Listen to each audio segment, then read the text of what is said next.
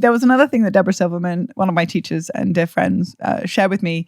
She said, know when it's time to feed into it and when it's time actually is not the space. And that is the discernment.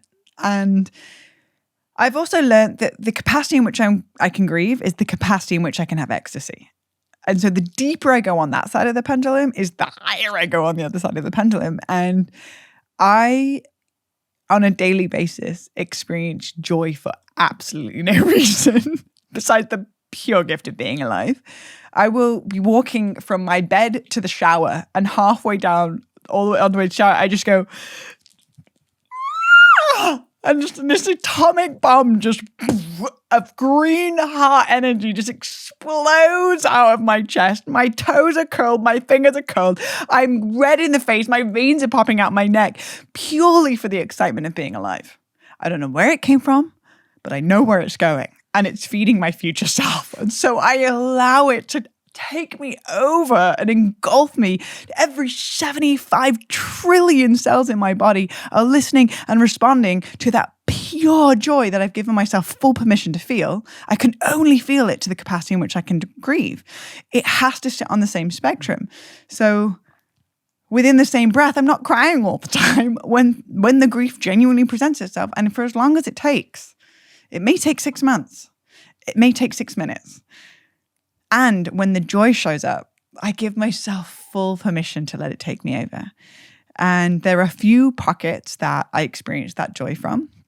One of them being tapping myself into the timeless state of creativity. When I'm writing a song, or I'm playing my guitar in the balcony watching the sunset, or when I'm sitting in front of a giant blank canvas and I've got this whole vision of what it's going to be. And for 9 hours, literally, I don't even have any bodily functions. I don't need the bathroom. I don't look away from the canvas. And I'm completely immersed in a timeless state. Another area in a pocket that I can experience that level of joy is in love, when I'm in love. Or even just for a moment in passing, when there is a moment where I have been met in the depths of my soul and I can see directly into the heart and the soul of that person, and what it does just for a moment, it opens up that possibility, the infinite possibilities.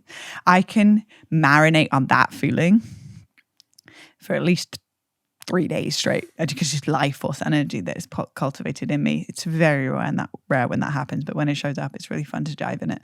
And then the other pocket is, I find that the joy is accessible in the most simplest moments. I've been in very expensive, lavish vacations and been traveled around the world by somebody, or somebody's taken me around the world in a private jet.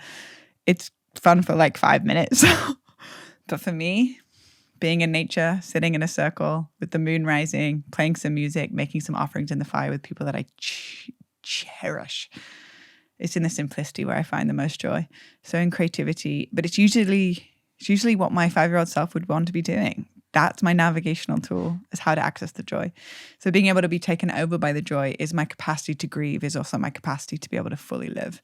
My relationship with healing, my relationship with death is my ability to truly live. So they all sit on the same spectrum. And when you realize that it's all just a spectrum, you can accept it in its wholeness so that you can experience all of it. And I think that's the reason why we're alive.